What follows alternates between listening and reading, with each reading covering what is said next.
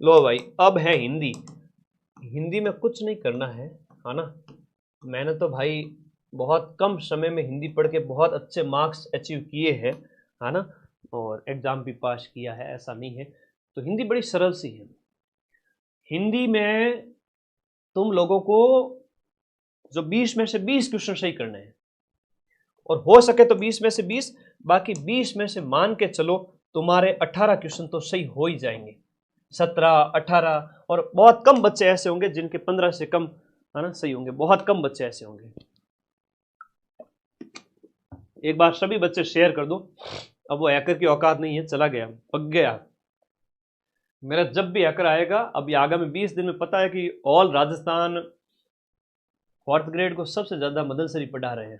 अब 4th grade ही क्यों हो, आर एस प्री लियो, मैं तो आर एस प्री पढ़ा दूँ। 1st ग्रेड लियो, टॉप से टॉप एग्जाम, और ग्रेड के अंदर छोटे से छोटा एग्जाम, और ग्रेड के अंदर बड़े से बड़ा एग्जाम। नौकरी तो नौकरी है, जिसको चाहिए वो लेगा। तो ऐसा नहीं है कि भाई 4th ग्रेड एंड पियोन को मैं नहीं पढ़ूंगा, ऐसा कभी नहीं है। मेरा एक ही उद्देश्य है, एक बच्चे को नौकरी दिलाना। ठीक है, आर एस प्री में भी सबसे पहले प्रूफ दिए थे, सबसे ज़्यादा प्रूफ। ठीक है, तो वो कोई बड़ी बात नहीं है, माइंड मैप इसी के लिए जाना जाता है। आ जाओ सभी बच्चे, अब हम हिंदी स्टार्ट करेंगे। स्वर संधि के कितने भेद होते हैं? सीधी सी बात है, स्वर संधि के 5 भेद होते हैं, और 5 भेद के सीधे सीधे उदाहरण बता देता हूँ, लफड़ा ही खत्म कर देता हूँ पूरा। कर दूँ?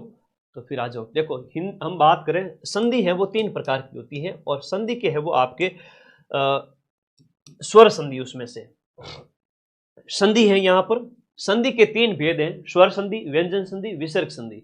किसी ने कभी भी लाइफ में अगर हिंदी नहीं पढ़ी है तो कम से कम मेरे डाकी जीवड़ा थोड़ा सा तो याद कर ले। हाँ, थोड़ा तो याद रखो, थोड़ा याद रखो। कम से कम इतना याद रख लो कि स्वर और व्यंजन और विसर्ग, इतना तो याद ही कर सकते हो, 1, 2 और 3।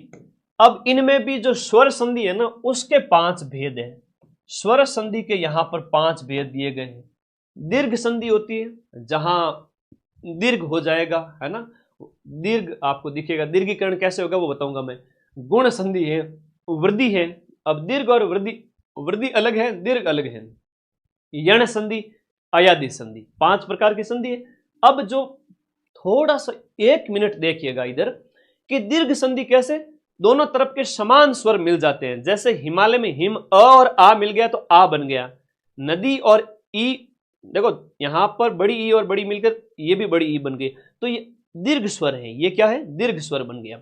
तो शब्दों के बीच में बड़ी मात्रा आपको देखने, सीधा सा अगर कोई स्वर संधि पहचाननी है, तुम्हें ज्यादा ज्ञानी नहीं बनना है। शब्दों के बीच में अगर बड़ी मात्रा दिख जाए मतलब दीर्घ स्वर संधि है, बड़ी मात्रा मतलब दीर्घ स्वर संधि। गुण संधि के अंदर ए, ओ और अर आएगा ऐसे, जैसे सुरेंद्र, परोपकार, महर्षि, महर्षि, है ना। तो इसमें क्या होता है कि अ, एक तरफ तो अ और आ होता है, दूसरी तरफ ई, उ और री होता है। तो ई होता है तो ए हो जाता है, उ होता है तो ओ हो जाता है, री होता है तो अर हो जाता है।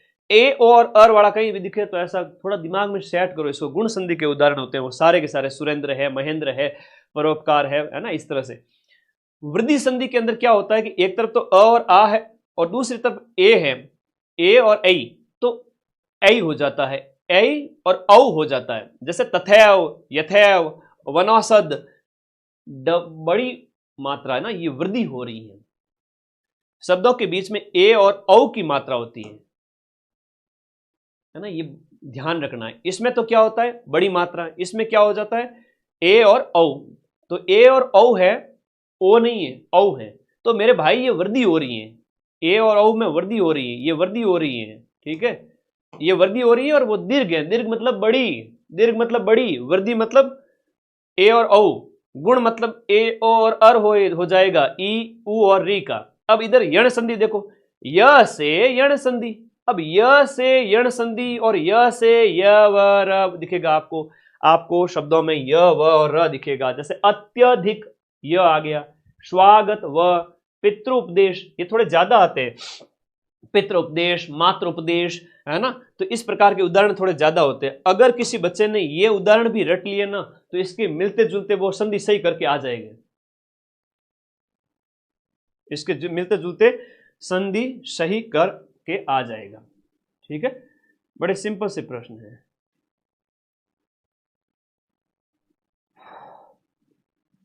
समझ में आ रहा है ना, मजा आ रहा है, एक एक चीज है। तो य व र, अत्यधिक में य आ रहा है, स्वागत में ये स्वागत वाला ध्यान रखना, स्वागत वाला अच्छा बार बार पूछा जाता है ना। हाँ जी, स्वागत वाला बार बार पूछा जाता है। पितृ उपदेश में र आ रहा है, इस तरह से भिन्न स्वर आ जाए ई उ और री के बाद में। इसमें तो ई उ और री आ रहे थे, और यहां पर ई उ री के बाद में भिन्न स्वर आ जाए, जैसे ई यानी अति, ई के बाद में इसमें उ है, इसमें री है, इनके बाद में अलग अलग स्वर आ गए तो वो भिन्न स्वर बन जाएंगे य व र में। और फिर अयादी संधि के अंदर अयादी, अयादी जो पांचवें प्रकार का जो है स्वर संधि का उदाहरण है, इसमें अय आय अव आव, नयन नायक गायक, अय आय अव आव, पवन नाविक, आवक पावक अग्नि, अय आय अव आव, इस प्रकार का शब्द कहीं भी दिख जाए समझ लेना उसमें आपकी अयादी स्वर संधि है। तो ये संधि का फोटो ले लो यार, इस सिर्फ उदाहरण भी रट लिए ना तुमने तो भी तुम उड़ा दोगे कि भाई हाँ इसको, अगर इसका स्क्रीनशॉट किसी बच्चे के पास में, वो संधि सही करेगा ही करेगा। ले लो स्क्रीनशॉट, और मजा आया ना। हाँ, इसीलिए कहते हैं कि स्कूलों में जाते थे ना हम, जब स्कूल जाते थे ना बेटा, पढ़ाई के लिए रोते थे हम, रात दिन एक करते थे। मेरी मम्मी टेंशन करती थी कि ये बच्चा रात को सोता क्यों नहीं है। तो भाई चिमनी की रोशनी में पढ़ते पढ़ते नींद आती थी। सर्दियों में ऐसा होता था कि ऊपर की एक बार तो हुआ, मेरे जो कैप पहनी हुई थी वो भी जल गई थी, है ना, बाल जलते जलते बचे, वरना आज मैं गंजा हो जाता। तो कहने के बाद ये पढ़ाई के प्रति जुनून बहुत था, बेसिक्स स्ट्रांग है, बचपन से ही पढ़ाई के प्रति प्यार बहुत है, ठीक है। इसीलिए तो एक साल में 1 मिलियन बच्चे होने जा रहे हैं भाई, ये भगवान का आशीर्वाद है, माता पिता की जो है उनकी जो शिक्षा, माँ सरस्वती का आशीर्वाद, और सबसे बड़ा तुम्हारा प्यार। ये संधि समझ में आई कि नहीं आई? सीधी सीधी सिंपल सी संधि थी, आगे समझ में एकदम जोरदार। तो अब देखो भवन में क्या, कौन सी संधि है? अब भवन में आप बता दोगे अव हो रहा है, कौन सा हो रहा है भवन में? अव हो रहा है। अव कहां पर है? ओ और भिन्न स्वर आएगा, ओ और भिन्न स्वर आएगा, भ और अन होगा, सीधी सी बात है, भ और अन होगा।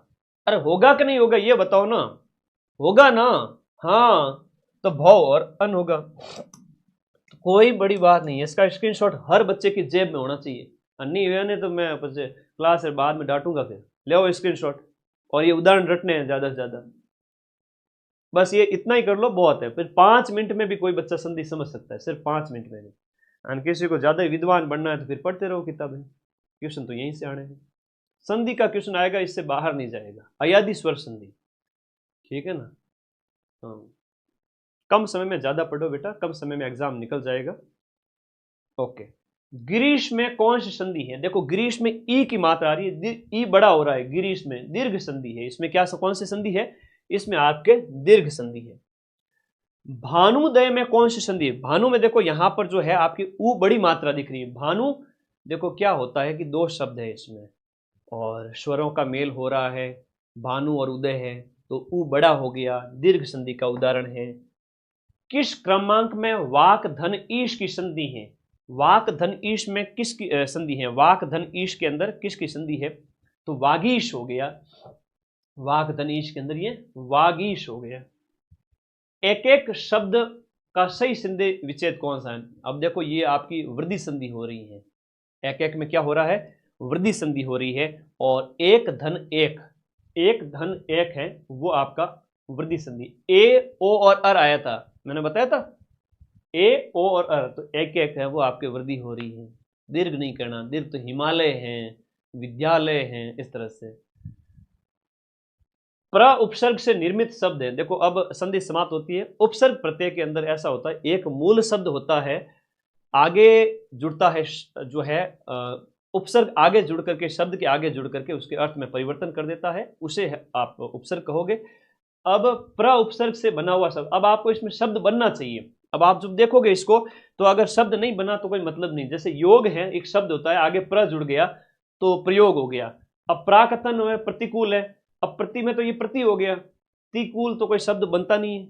तो उपसर्ग को अलग करने का फॉर्मूला बता देता हूं मैं, बड़ी बात नहीं बोलूंगा, फॉर्मूला ये बता देता हूं कि मूल शब्द को अलग करिए, उपसर्ग अपने आप अलग हो जाएगा। कई बार होता है दिखने वाली चीज सही नहीं होती है, तो थोड़ा ध्यान देना पड़ेगा। उपसर्ग में क्या होता है कि वे शब्दांश जो किसी शब्द से पहले जुड़ करके उसका अर्थ बदल देवे, उपसर्ग कहलाते हैं। जैसे असत्य है तो ये तो मूल शब्द है सत्य, उसके आगे अ जुड़ गया उपसर्ग, तो प्रीफिक्स जिसे हम कहते हैं, इंग्लिश में प्रीफिक्स कहते हैं और हिंदी में उसे उपसर्ग कहते हैं। प्रत्यय मतलब सफिक्स हो गया, तो आगे जुड़ा है सफल, तो ये क्या है बेटा, शब्द है मेरे प्यारे भाई बहनों कि ये शब्द है। तो मूल शब्द का पहचान अगर हो गई, मूल शब्द की अगर पहचान आपसे हो गई तो आप क्या कर पाओगे, मूल शब्द की जिसने पहचान कर ली वो उपसर्ग अलग कर लेगा। बाकी तो गुरुजी मैं तो प्रतिफल में प्र उपसर्ग निकालूंगा, तो बेटा वो प्रति है और तिफल कोई शब्द नहीं होता है। ठीक है, स्वर संधि की ट्रिक वो बता दी बेटा पीछे शॉर्ट में, इतना तो बता दियो, और क्या बताऊं। तुम 10-10 मिनट देकर भी अपने नंबर बढ़ा सकते हो। मजा आ रहा है कि नहीं आ रहा है, सच बताना पहले तो। अब कई सारे उपसर्ग हैं, जैसे उपसर्ग के कई सारे उदाहरण दिए हुए। ये तो मैंने नेट का सहारा लिया, नेट की कई सारी सामग्री डाउनलोड की और मेरे बारे प्यारे दोस्तों के लिए लगा दूं। तो यहाँ पर आप हैं, ये देखो शब्द है ऊ के अंदर देखो उजड़ना, उचक्का, ये सब देखो यहाँ पर आपके उपसर्ग है। जैसे हम यहाँ पर उपसर्ग हैं, कायर हैं, काजल हैं, चिर में चिर उपसर्ग हो गए, ये कई सारे होते हैं इसमें। जैसे आप हम बात करें तो जैसे हम बात करें, जैसे प्रत्यर्प, एक शब्द आपके दे देंगे 4th ग्रेड में, जैसे प्रत्यर्पण में कौन सा उपसर्ग है, तो अर्पण एक शब्द होता है और प्रति उपसर्ग होता है। तो शब्द को अलग करना सीखो, जब तक अलग करना नहीं सीखोगे तब तक कुछ नहीं होगा। बस एक इतना ही फॉर्मूला है। और कई बार होता है जैसे शब्द शुद्धि वाक्य शुद्धि के अंदर भी कई बार होता है कि शब्द शुद्धि और वाक्य शुद्धि के अंदर भी आप अगर थोड़ा सा इस खोपड़े का इस्तेमाल करोगे आपके प्रश्न सही हो जाएंगे, मुहावरे लोकोक्ति में भी सही हो जाएंगे, हिंदी में बढ़िया नंबर लेके आने हैं। ठीक है, 50,000 सीटें हैं बेटा, सिलेक्शन तो ले ही लो। अब देखो किस शब्द में प्र उपसर्ग का प्रयोग नहीं किया गया है, दिए गए में देखो प्रकृति, प्रज्वलित और प्रख्यात में है, लेकिन प्रत्युष में नहीं है, प्रतिपुष में नहीं है। प्रत्यागत में कौन सा उपसर्ग है, प्रत्यागत में कौन सा उपसर्ग है बताओ, प्रति धन आगत, तो प्रत्यागत में प्रति हो गया, प्र नहीं होगा। प्रत्येक में कौन सा उपसर्ग है, दिए गए में से प्रत्येक में कौन सा उपसर्ग है, प्रत्येक है। जो उपसर्ग वाले प्रश्न जो बार बार पूछे जा रहे थे मैं वो लेके आ गया। अब तुम्हारी किस्मत अच्छी रही तो इसमें से भी हिंदी सेम टू सेम मिल जाएगी, नहीं तो फिर फॉर्मूले बताए हुए हैं तुम लोग कर ही लोगे, उपसर्ग प्रत्यय वगैरह। पूजनीय शब्द में कौन सा प्रत्यय है, जो शब्द पूछा है, देखो पूजा मूल शब्द होता है, पूज धातु से बना है, संस्कृत से ही तो हिंदी बनी है, तो अनीय है, इसके अंदर क्या है, अनीय है। चतुराई में कौन सा, देखो चतुर और चतुराई, आई या राई, अब प्रत्यय कौन सा होगा बताओ, आई या राई, तो राई नहीं होता है, आई होता है। क्या होता है, आई, चतुर आई। अब देखो क्या होता है, सफिक्स क्या होता है, इंग्लिश के अंदर सफिक्स होता है, हिंदी के अंदर प्रत्यय होता है। प्रत्यय वह शब्द का अंश है जो शब्द के अंत में जुड़ करके उसके व्याकरणिक रूप, या तो व्याकरणिक रूप में या फिर उसके अर्थ में ही चेंज कर देता है। जैसे समाज एक मूल शब्द है, ये मूल शब्द के अंदर जुड़ता है ना, डरना नहीं, यहां बहुत आसान है। मूल शब्द आपको अलग करना आ गया तो समझ में आ जाएगा कि भाई उससे नया शब्द क्या बना। तो समाज में इक जुड़ा तो सामाजिक हो गया, सुगंध में इत जुड़ा तो सुगंधित हो गया, मीठा में आस जुड़ा तो मिठास हो गया। ये पीछे वाले सारे सफिक्स है ना, प्रत्यय है। लोहा में आर जुड़ा लोहार है। अब गुरुजी मैं तो हार प्रत्यय बनाऊंगा, बेटा हार प्रत्यय नहीं होता है, आर होगा, है ना। नाटककार हो गया, बढ़ई, बढ़ई मैं गुरुजी मैं तो डाई उपसर्ग प्रत्यय में डाई बनाऊंगा, डाई प्रत्यय नहीं है, डाई प्रत्यय को नहीं है, डाई प्रत्यय, डाई तो इस बड़ा और आई शब्द मिलने से बना है, तो तुम्हें जो दिख रहा है वो थोड़ी है, डाई नहीं है।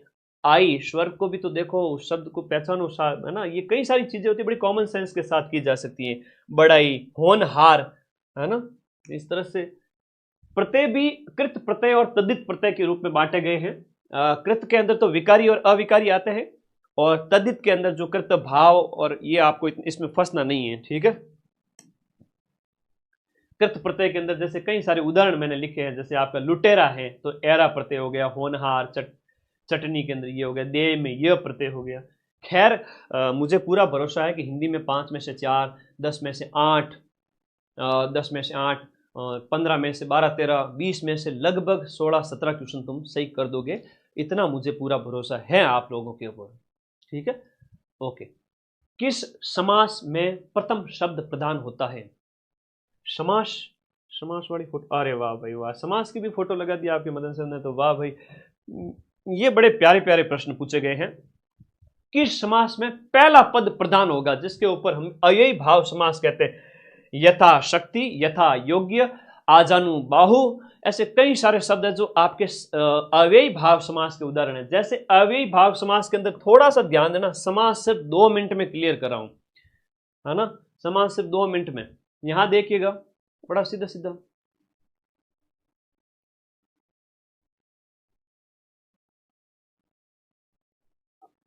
मूल शब्द को अलग करोगे ना, हाँ हाँ, कोई बात नहीं, नहीं है तो पढ़ लो, आगे तो फिर कहोगे अधीनस्थ बोर्ड का भरोसा मत करो कि अधीनस्थ बोर्ड के सर हमारे 4th ग्रेड सिलेबस में समास नहीं है। मैं एक चीज बताता हूं तुम्हें, आ जाओ इधर आओ। पटवारी के पेपर के अंदर आपके सिर्फ और सिर्फ नेशनल करंट लिखा हुआ था, और सारा का सारा कौन सा करंट दिया? राजस्थान वाला।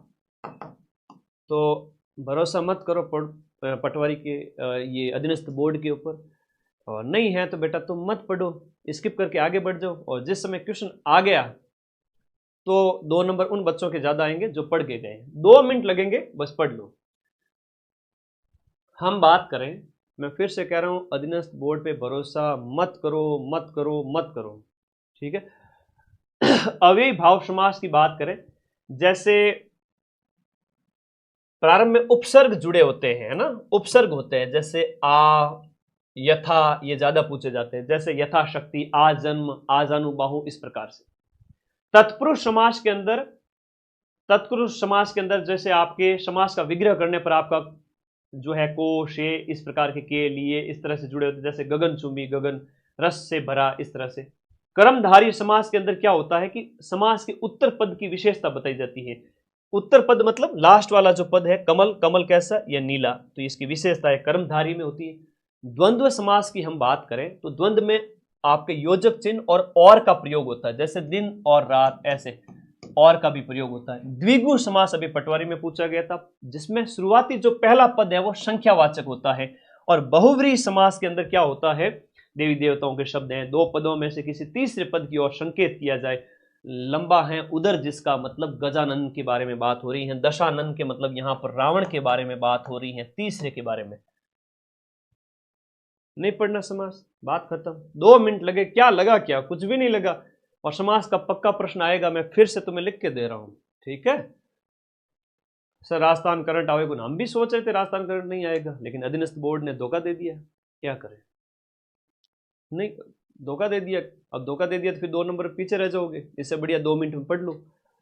सिर दर्द, तो सिर में दर्द। आजानु बाहु, तो ये आपका जो है अव्ययी भाव समास है, इसके अंदर अव्ययी भाव समास है, और जिसके हाथ घुटनों तक लंबे हो। अंतिम पद प्रदान होता है किस समास के अंदर है? आपका लास्ट पद है वो आपका किस पद में अंतिम पद प्रदान होता है? तत्पुरुष के अंदर अंतिम पद प्रदान होता है। रामचरित्र, राम का चरित्र तत्पुरुष होता है। गुरु दक्षिणा, तो गुरु दक्षिणा की हम बात करें तो गुरु के लिए दक्षिणा हो गया, गुरु के लिए दक्षिणा हो गया। द्वंद्व समास बीचों बीच होता है इसका। द्वंद्व समास भूल चूक माता पिता का उदाहरण कौन सा नहीं है? कपीश्वर नहीं है। पाप पुण्य का किस समास का? द्वंद्व, द्वंद्व समास का उदाहरण है पाप पुण्य, योजक वगैरह आ जाए। मैं फिर से कह रहा हूं, समास, संधि, उपसर्ग, प्रत्यय सारे पढ़ के जाने हैं, ठीक है। पाप पुण्य में द्वंद्व समास हो गया। त्रिफला, 3 आ गया, अक्षर है ना, त्रिफला द्विगु हो गया। नवनिधि में द्विगु हो गया। बहुव्रीहि के अंदर यहां पर बात करें, जैसे आपका चंद्र है जिनके शिखर पर भगवान शिव के बारे में कह रहा है, ये आपका कर्मधारी है, राजा का कुमार है तो तत्पुरुष है।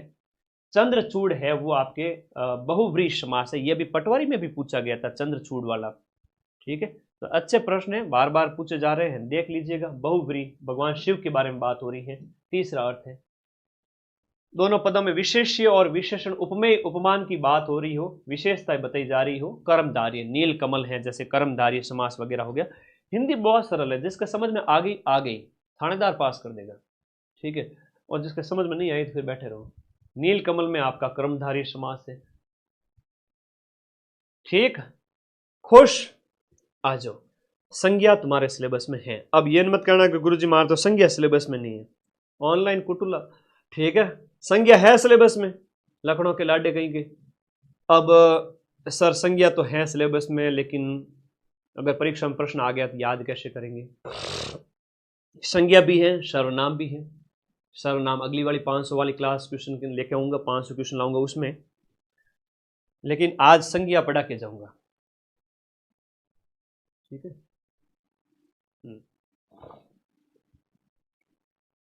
संज्ञा के अंदर देखो, किसी व्यक्ति है, नाउन जिसे कहते हैं, व्यक्ति, वस्तु, जाति, द्रव्य, गुण, भाव, स्थान और क्रिया के नाम को संज्ञा कहते हैं। ठीक है। जाति मतलब पशु की जाति। अब जाति में भी कोई बिल्ली आ गई, संज्ञा नहीं है कि सिलेबस में, क्या बात कर रहे हो भाई, संज्ञा तो होनी बिल्कुल है, संज्ञा सर्वनाम सारे हैं, संज्ञा के बिना तो मामला ही नहीं हो। हाँ, मैं सिर्फ एक चीज कराऊंगा, ये लास्ट, सिर्फ ये एक पैराग्राफ, और 4th ग्रेड का जिस दिन पेपर होगा ना, उस दिन संज्ञा और समास के उदाहरण मैं वहां दिखाऊंगा तुम्हें पेपर के अंदर। ठीक है। अधीनस्थ बोर्ड के भरोसा मत करो, क्वेश्चन आएंगे, अगर सिलेक्शन नहीं लेना है तो इन्हें पढ़ के मत जाना। ठीक है। 1-2 मिनट में करा देता हूं।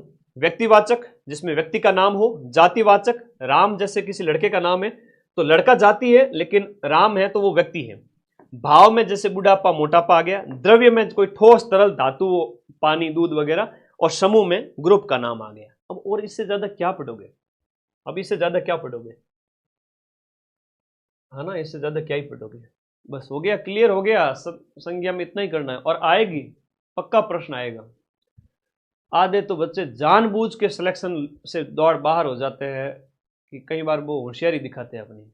क्या करूं मैं इन बच्चों का। स्क्रीनशॉट तो मैं दिलाऊंगा, जबरदस्ती दिलाऊंगा। लो स्क्रीनशॉट लो, तुम्हारे मम्मी पापा को जवाब भी तो देना मुझे। लो भाई, स्क्रीनशॉट लो।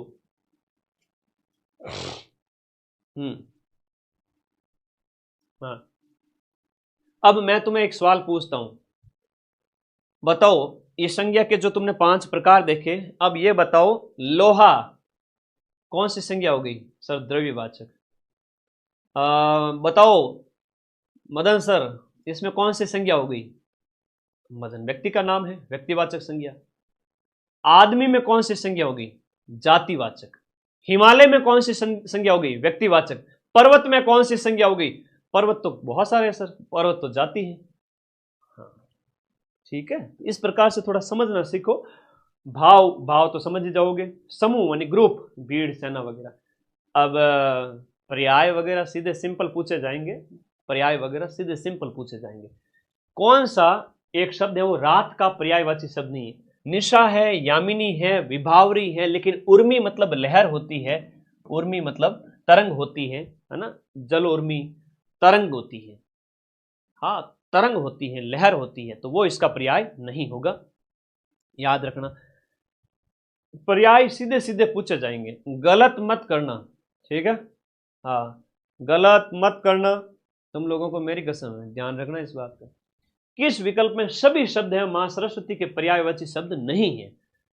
शुरभि और वीणावाणी, शुरभि मां का पर्यायवाची शब्द नहीं है, शुरभि मां सरस्वती का पर्यायवाची शब्द नहीं है। दिए गए में से जो बाकी सभी मां सरस्वती के पर्यायवाची शब्द हुआ ग्रुप हो जाता है।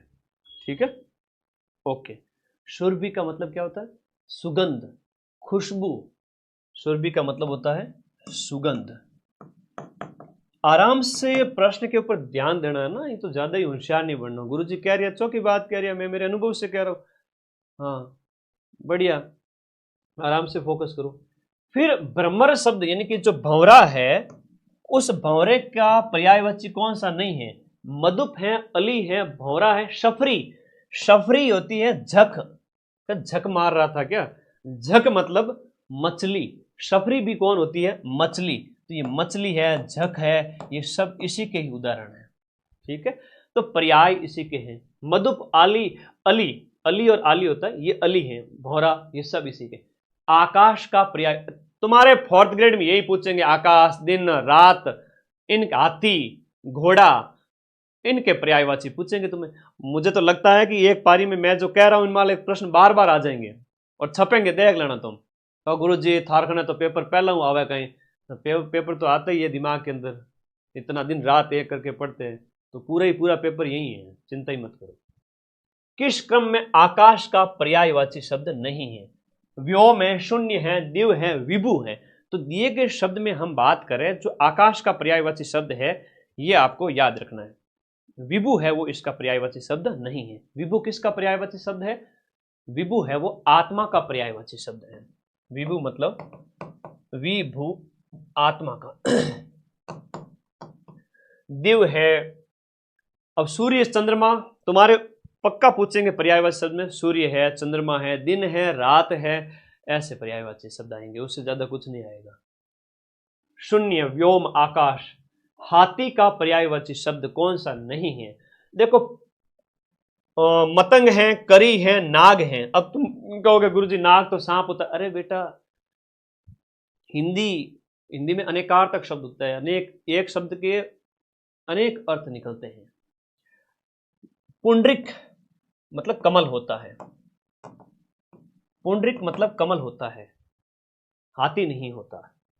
पृथ्वी का पर्यायवाची, पृथ्वी और अग्नि तो तुम्हारे फेवरेट है, लिख लेना।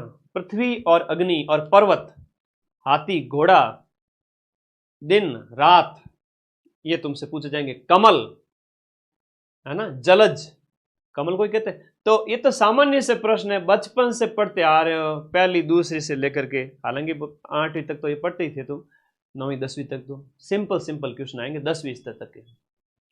तो पृथ्वी का पर्याय दिनकर, वसुंधरा, आत्मजा, गिरि। अब दिए गए में आपका पृथ्वी का पर्यायवाची शब्द है कौन सा? वसुंधरा, है ना। पर्वत का भी पूछेंगे, लिख लो साइड में। आग का पर्यायवाची कौन सा है? अनल, अनल आग होती है। अनल क्या होती है? आग होती है। अच्छे प्रश्न। हिंदी तो ऐसी है, कोई 7 दिन भी पढ़ लेना तो थानेदार के पेपर में भी बढ़िया परफॉर्म करके आ जाओ। 200 में से 150 ले आओ, अगर ढंग का, जिसको नॉलेज है, थोड़ा बुद्धि जिसकी हिंदी के लिए बड़ा प्यार करती हो, है ना।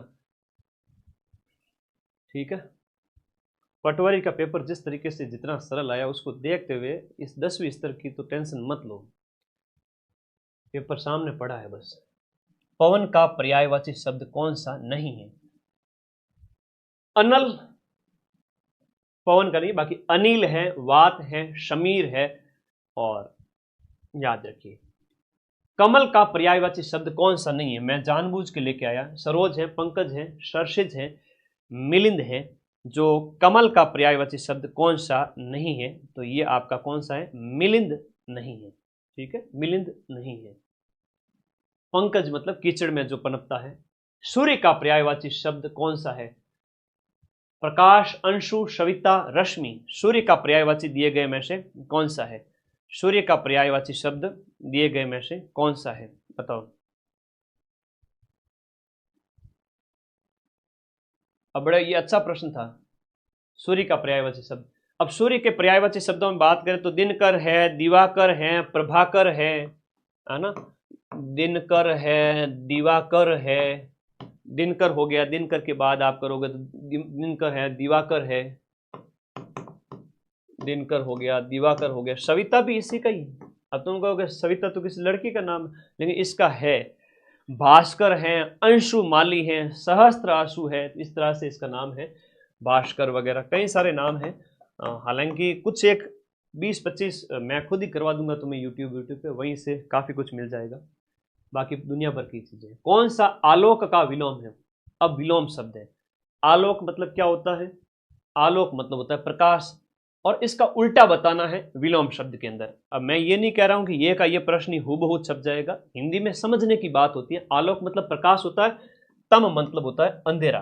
तो जब भी विलोम शब्द बताओ तो यहां पर आपको बराबर करके पर्याय दे देंगे, तम के साथ में अंधेरा लिख देंगे, तो कौन सा जोड़ा उसका सही बता रहा है आंसर होगा। तो थोड़ा समझना पड़ता है। विलोम कह रहा मतलब उल्टा बताना होता है, ऑपोजिट।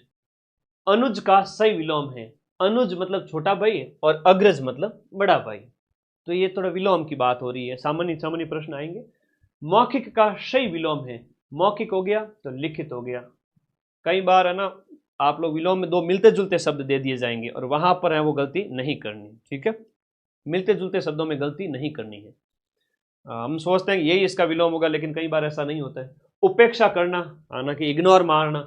इग्नोर मारने के साथ साथ यहाँ पर कह रहे मुझे तो खूब उपेक्षा की गई, अरे मुझे सम्मान दिया गया, तो एक प्रकार से ये इसका उपेक्षा अपेक्षा। अब इसमें बच्चे कई बार होता है कि उपेक्षा और अपेक्षा में कंफ्यूज हो जाते हैं। सम्मान होगा, तिरस्कार का सम्मान होता है, ठीक है। तिरस्कार मतलब दुत्कारना, सम्मान मतलब रेस्पेक्ट देना, उपेक्षा मतलब और अपेक्षा हो जाएगा इसका आंसर। अब गुरुजी सरल पेपर है, तो तुम सम्मान करके आ गए तो फिर मामला गड़बड़ हो गया। तो ये बात है, उपेक्षा का क्या हो जाएगा, अपेक्षा हो जाएगा। वन वर्ड के अंदर ज्ञान प्राप्ति की इच्छा रखने वाला वाक्यांश के लिए सार्थक शब्द, ज्ञान की प्राप्ति के लिए जिज्ञासु जो व्यक्ति है वो जिज्ञासु होता है, ज्ञान प्राप्ति वाला। कम बोलने वाला होता है, देखो मित भाषी, कम बोलना मतलब मित भाषी, जिनको थोड़ा ज्ञान हो, अल्पज्ञ होगा, अज्ञ होगा, अभिज्ञ होगा या अनभिज्ञ होगा। ये बड़ा अच्छा प्रश्न है, बार बार पूछा जाता है और वेरी इंपॉर्टेंट क्वेश्चन है। थोड़ा मतलब अल्प, तो अल्पज्ञ, अल्पज्ञ, ठीक है। जो कुछ ना जानता हो, जो बिल्कुल भी कुछ ना जानता हो, उसके लिए क्या शब्द इस्तेमाल किया गया है, जो कुछ नहीं जानता है उसके लिए अज्ञ शब्द है। ये मिलते जुलते शब्द है। जिसे जाना न जा सके वो क्या है, अजानत, अगम्य, अज्ञेय या अशक्त। दिए गए में से जिसे जाना नहीं जा सके उसे अज्ञेय बोलेंगे। क्या बोलेंगे, अज्ञेय बोलेंगे। तो ऐसे ऐसे ही तो प्रश्न आएंगे जहां आप कंफ्यूज हो गए ज्यादा में तो मामला गड़बड़ है, बाकी सीधे सीधे पढ़ा हुआ होगा सब हो जाएगा। तत्सम और तद्भव, देखो तद्भव जब भी हम बात करते हैं तत्सम और तद्भव की, तत्सम की जब भी हम बात करते हैं संस्कृत के शब्द होते हैं। तत्सम मतलब आपके संस्कृत के शब्द होते हैं, संस्कृत के शब्द तद्भव होते हैं, सॉरी तत्सम होते हैं, और तद्भव है वो आम बोलचाल वाले शब्द होते हैं जो बाद में संस्कृत वाले टूट करके आम जनता ने बोलने स्टार्ट कर दिए, वो आ गए, ठीक है। तो अक्षर है, अनार्य है, अंगुष्ठ है, उबटन है, इनमें से जो आम बोलचाल का शब्द कौन सा लग रहा है, गुरुजी उबटन लग रहा है, बाकी संस्कृत है, संस्कृत है, अक्षर है। इस प्रकार अक्षर का तद्भव कौन सा होगा, आखर होगा, है ना। अंगुष्ठ का अंगूठा होगा, अंगूठा है तो तद्भव है। इसमें अगर जैसे हम बात करें अंगूठा है तो ये शब्द कौन सा हो गया, ये तद्भव हो गया। अब मुझे एक चीज बताओ, तत्सम तद्भव में कोई दिक्कत है क्या, नहीं है ना। संस्कृत का शब्द है तत्सम है, आम बोलचाल का शब्द है जिसे तुम बोलचाल में इस्तेमाल करते हो तद्भव है, कोई टेंशन नहीं। ये समझ में आ गया, 5 दिन में पढ़ लेना। 8 तारीख को वापस आऊंगा, तब तक तुम लोगों को ये क्लास 5 बार देखनी है, टेलीग्राम ग्रुप ज्वाइन करना है और अपना चैनल होगा 7 लाख का, ठीक है। चलो अगला देखो, किस क्रम में तत्सम शब्द है। देखो ऊंट है तो ऊंट का तत्सम तो उष्ट्र होता है ना। तो तत्सम शब्द किस में है, दिए गए में आपका तत्सम आमलक, ईख, आमलक, आमलक तत्सम है, जिसका जो है वो आमलक है वो तद्भव इसका जो होगा आंवला है, आंवला इसका क्या होगा, तद्भव होगा। कौन सा शब्द है वो तत्सम है, सूरज, सावन, वृक्ष और बिच्छू। मैं नहीं बोलूं, चलो मैं नहीं बोलूंगा, तुम लोग बताओ इसके अंदर। अरे बताओ बताओ बताओ फटाफट, लखनऊ के लाडे मेरे, काम के न काज के, बताओ बताओ। पढ़ाई खूब करीबड़ी है, सिलेक्शन से करीब पहुंचे हुए हो, नौकरी हाथ में आने वाली है। तत्सम मतलब संस्कृत, तत्सम मतलब संस्कृत का शब्द, तत्सम मतलब संस्कृत का शब्द, बताओ कौन सा है। सीधा सीधा दिख रहा है गुरुजी हमें तो, वृक्ष है।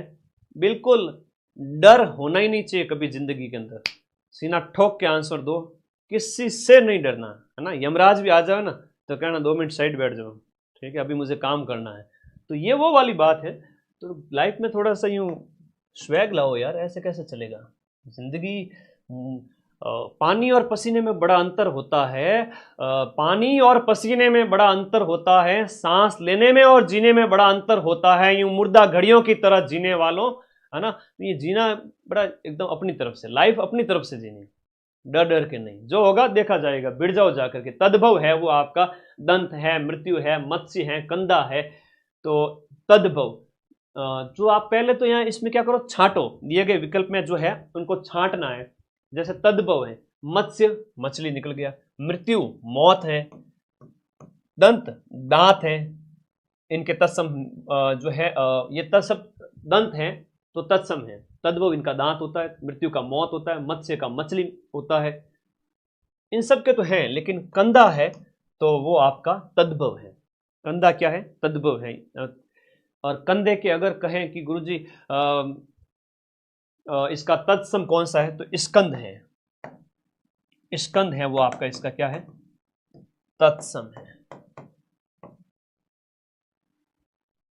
पुस्तक किस प्रकार की संज्ञा? अब संज्ञा वाला क्वेश्चन तुम लोगों को अगर अच्छे नहीं लगते तो मैं आगे बढ़ जाता हूं। संज्ञा पुस्तक है। देखो पुस्तक एक जाति है, लेकिन गीता पुस्तक की बात करें तो वो एक क्या हो गई? व्यक्तिवाचक हो गई। ठीक है, तो इस प्रकार से यहां पर ये अंतर आना चाहिए। ठीक है, अब यहां पर धोखा, धोखा कैसी संज्ञा है? धोखा एक कैसा है? धोखा एक भाव है। धोखा एक कैसा है? भाव है। गांधी को राष्ट्रपिता कहा गया इस वाक्य में। गांधी, गांधी जाति है या गांधी व्यक्ति है? महात्मा गांधी की बात हो रही है, इसलिए यह व्यक्तिवाचक संज्ञा है। महात्मा गांधी की बात हो रही इसलिए व्यक्तिवाचक संज्ञा है। अगर गांधी लोग इत्र बेचते हैं, गांधी कौन हुए? जो गंध का व्यापार करते थे। गंध कौन सी? सुगंध, सेंट वेंट बेचने का काम करते थे, वो गंधी कहलाए, उससे शब्द बन गया गांधी। तो गांधी जाति व्यापार करती है इत्र का। गांधी इत्र का व्यापार करते हैं, कौन सी संज्ञा हो गई? जातिवाचक। गांधी हमारे राष्ट्रपिता हैं, कौन सी संज्ञा हो गई? व्यक्तिवाचक। कौन से गांधी की बात हो रही है? मोहनदास करमचंद गांधी की बात हो। भूलोगे नहीं जिंदगी में कभी भी, ठीक है ना। वह कहा तब मैं आया, किस तरह की अशुद्धि है? वह कहा, है ना, उसने कहा होना चाहिए। तो ये कौन से तरह की शब्द में अशुद्धि है? तो लिंग संबंधी अशुद्धि है ना, उसने होना चाहिए, तो लिंग की संबंधी अशुद्धि है। आपसे तो इतना ही पूछा जाएगा, निम्न में से कौन सा अशुद्ध वाक्य है, ऐसा आएगा। तो रमा ने अपनी सहेली को उपहार दिया, तुम्हारा यहां क्या काम है? विंध्याचल हरा भरा हो गया, ये पानी का कुआं कैसे सूख गया? तो इन दिए गए शब्द के अंदर जो है अशुद्ध वाक्य, रमा ने अपनी सहेली को उपहार दिया, सही है। तुम्हारा यहां क्या काम है? विंध्याचल हरा भरा हो गया, यह पानी का कुआं कैसे सूख गया? अब पानी भी है, कुआं भी है, तो सीधा सही पता ही चल रहा है। कोई नियम नहीं लगाना है, दिमाग में बात अगर सेट हो रही है तो ऑटोमेटिकली सारी चीजें क्लियर हो गई। नियम वगैरह लगाने का काम ऐप के अंदर डिटेल में पढ़ लिया है और पूरे साल पढ़ ही रहे थे। ठीक है। कई बार होता है कि आरएस जैसे एग्जाम को पास करने वाले हमारे जैसे पढ़ाने के लिए टॉपर्स लोग आए थे, आरटीएस जितने भी थे 8-10 लोग, तो उनको मैंने कहा आप हिंदी वगैरह सर हम पढ़ा देंगे, हिंदी तो क्या दिक्कत है, हमें हिंदी में रूल है ना, हमें हिंदी में रूल नहीं आते। कई बार ऐसा होता है कि सर हमें हिंदी में रूल नहीं आते, लेकिन फिर भी हमने उदाहरण इतने निकाले हुए हैं कि हम देख के पता लगा लेंगे कि ये शब्द अशुद्ध है, अशुद्ध है। तो ये तो बस स्वभाव की बात है, व्यवहार की बात है, आना चाहिए, आपके व्यवहार में चीजें होनी चाहिए। लोकोक्ति और मुहावरे में अंतर क्या है? सीधी सी बात है, यहां पर लोकोक्ति एक पूरा वाक्य होता है, पूरा सेंटेंस होता है, और मुहावरा वाक्यांश मात्र होता है। और बता दो तुम लोगों को, तो मुहावरा जब भी होता है ना, आपसे अगर पूछ लिया जाए निम्न में से जो नाच न जाने आंगन टेढ़ा, ये लोकोक्ति है या मुहावरा है, क्या है? तो आप कहोगे वो लोकोक्ति है, क्योंकि मुहावरा होगी उसके अंदर क्रिया होगी, पीछे क्या होगी? क्रिया होगी। मुहावरे के अंदर क्रिया होगी। 9 2 11 होना, 9 2 11 होना, जैसे मुहावरा है भाग जाना, 9 2 11 होना। अब पीछे होना एक क्रिया है, वर्ब है, तो वो मुहावरा है। और लोकोक्ति है पूरा सेंटेंस होता है, दैट्स इट, नथिंग एल्स। ठीक है, एक दिन के अंदर हिंदी स्ट्रॉन्ग कर सकते हो तुम। अभी पूरे साल का जो भी पढ़ा हुआ है उसको समेट लो, हिंदी तो पटक दो साइड ही हूं, है ना, कोई बड़ी बात नहीं है। डंका बजना मुहावरे का सही प्रयोग है। प्रतिष्ठा होना, अपना डंका बोल रहा है इसीलिए तो हैकर को आना पड़ रहा है। अंधे के हाथ बटेर लग गया, अंधे के हाथ बटेर लगना कि लास्ट 2 दिन में मदन सर की कहा क्लास देख के गया, 4th ग्रेड का सिलेक्शन ले लिया, पूरे साल भले ही ना पढ़ा, लेकिन अंधे के हाथ बटेर लग गया। कई बार होता है, ऐसे ऐसे बच्चे भी हैं जो मेरे पे इतना ब्लाइंड ट्रस्ट करते हैं कि मेरी पीडीएफ पढ़ के चले जाएंगे। तो अयोग्य व्यक्ति, हालांकि वो अयोग्य नहीं है, वो योग्य है। यहाँ पर जो है वो है आपके अंधे के हाथ बटेर लगना, इसका अर्थ है अयोग्य को उत्तम वस्तु मिलना। एक तो करेला ऊपर से नीम चढ़ा, जो अधिक बुरा हो जाना, जो क्वेश्चन ऑप्शन नंबर जो आपका 4 है, अगर बुरी संगति में रहोगे अधिक बुरे हो जाओगे। कंगाली में आटा गीला, इस लोकोक्ति का मतलब क्या है? मुसीबत में और मुसीबत आ गई, इसका अर्थ निकालना है। यूं नहीं कि गुरुजी आटा कम था और मिला दिया उसके अंदर, कम पड़ गया, वो वाली बात नहीं। इसका नया अर्थ निकालना है आपको। क्या निकालना है? एक तीसरा अर्थ। अब पौ 12 होना एक मुहावरा है। मैं तुम्हें ये नहीं कह रहा कि हिंदी की कई सारी चीजें एक जैसी मिल जाएगी, जीके मिल सकता है, हिंदी गणित वगैरह एक जैसे कैसे मिल सकती है, उसके अंदर तो आपको अपना दिमाग लगाना है। मैंने कुछ फॉर्मूलाज, कुछ कॉमन बातें आपको अपने ज्ञान के बेस पे बता दी कि भाई बच्चों आप लोगों को इस तरह से पढ़ना है, तो आप लोग कहोगे कि यस सर हम सही कर लेंगे, तो वो वाली बात है। ठीक है, तो आपको मदद मिल रही है कि जो है संधि वगैरह है, समास, उपसर्ग, प्रत्यय वगैरह, संज्ञा वगैरह, छुट्टियों में नहीं करे, तत्सम, तद्भव वगैरह, इतनी सारी चीजें आधे घंटे के अंदर समझा दी। अब तुम मेरे पास बैठे होते तो मैं तुम्हें ये सारी चीजें समझाता। अब इंटरनेट का जमाना है, घर बैठे सारी चीजें पढ़ रहे हो, तो मैं बस समझा रहा हूँ। एक दोस्त भाई कहता ना, एक मोटिवेटर, एक मेंटोर जो तुम्हें गाइड कर सके। तुम्हारे घर में कोई अगर नहीं है तो वो मैं हूँ। ठीक है, पौ 12 होना मतलब कि जीत जाना, कार्य का सफल हो जाना। इसके अंदर दिए गए में पौ 12 होना का मुहावरे का अर्थ क्या है? पौ 12 हो गया मतलब मजे ही मजे, जीत हो गई। आग में घी डालना तो हवन करना, एग्जैक्ट सेम अर्थ नहीं निकलेगा।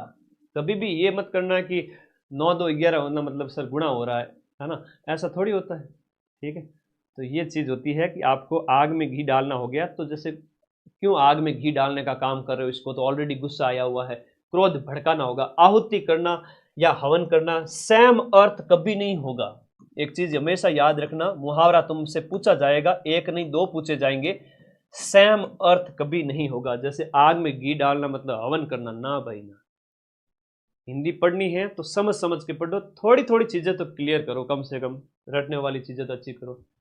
अब कार्यालय पत्र वगैरह तुम्हारे सिलेबस में है। मैंने सिलेबस को देखा, उसमें कार्यालय पत्र भी है, निविदा भी है, कार्यालय आदेश भी है। मैंने कुछ फोटोज लगाए हैं, तुम्हें मजा आएगा, आ जाओ। कि राजस्थान सरकार के कार्यालय पत्रों में सबसे ऊपर क्या लिखा जाता है? कार्यालय पत्र के अंदर सबसे ऊपर लिखा जाता है विभाग का नाम। कार्यालय पत्र के अंदर पारिभाषिक शब्दावली एडमिनिस्ट्रेशन के लिए हम बात करें तो इसका अर्थ हो जाएगा एडमिनिस्ट्रेशन मतलब प्रशासन होता है। और मेमोरेंडम, अभी मैं पत्र की फोटो दिखाऊंगा सारी, है ना। मेमोरेंडम के लिए सही पारिभाषिक शब्द कौन सा हो जाएगा? मेमोरेंडम मतलब ज्ञापन सौंपना, ज्ञापन होता है ना। एकेडमिक मतलब आपका शैक्षणिक हो गया, एकेडमिक मतलब शैक्षणिक हो गया। काउंसिल लेने की आपकी परिषद हो गई, काउंसिल मतलब परिषद है। दो या 3 प्रश्न पारिभाषिक शब्दावली के 20 में से आएंगे, 2-3 मुहावरे के आएंगे। पारिभाषिक शब्दावली, मुहावरे और ये लेटर वगैरह मिलकर के 6 से 7, हो सकता है कि 8 क्वेश्चन भी हो जाए। अब सिलेबस के अंदर जो 4th ग्रेड में है वो आपका कार्यालय आदेश भी है, शासनादेश भी है, परिपत्र है, इसके साथ अर्ध सरकारी पत्र भी है, अधिसूचना है, कार्यालय ज्ञापन है और ज्ञापन है। ये वाले आपके सिलेबस में नहीं है। ठीक है, ये वाले आपके सिलेबस में है कि नहीं है, ये बताओ पहले। है? हाँ, अभी तो रुको, अभी लास्ट के 10 दिन के अंदर मां सरस्वती को साक्षी मान के कह रहा हूं, 8 तारीख को जब अपना चैनल आप लोग 7 लाख हो जाएगा, करो सब्सक्राइब सभी साथी।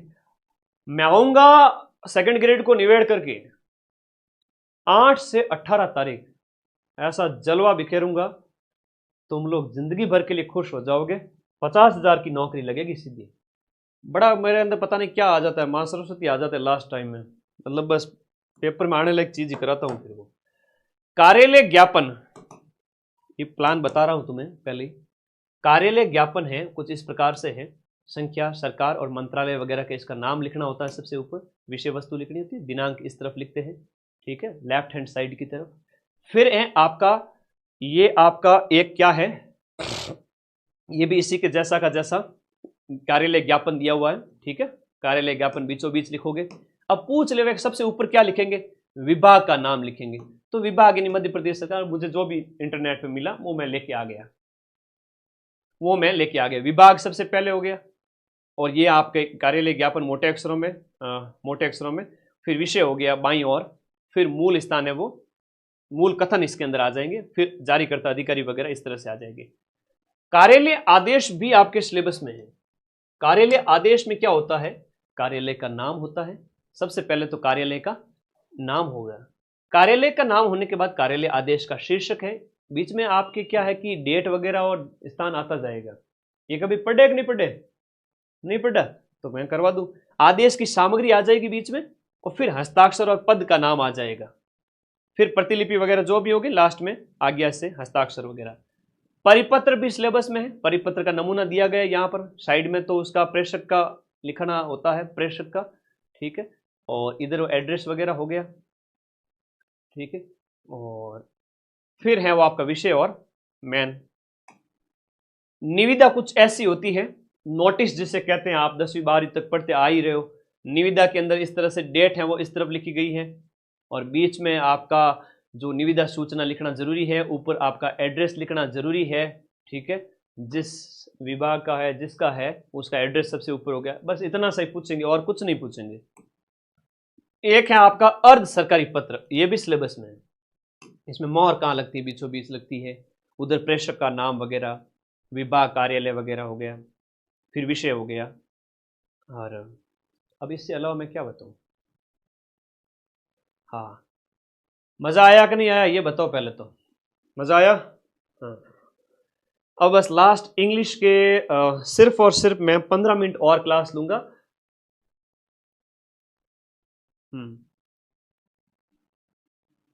आ जाओ, इंग्लिश की ओर चलूंगा।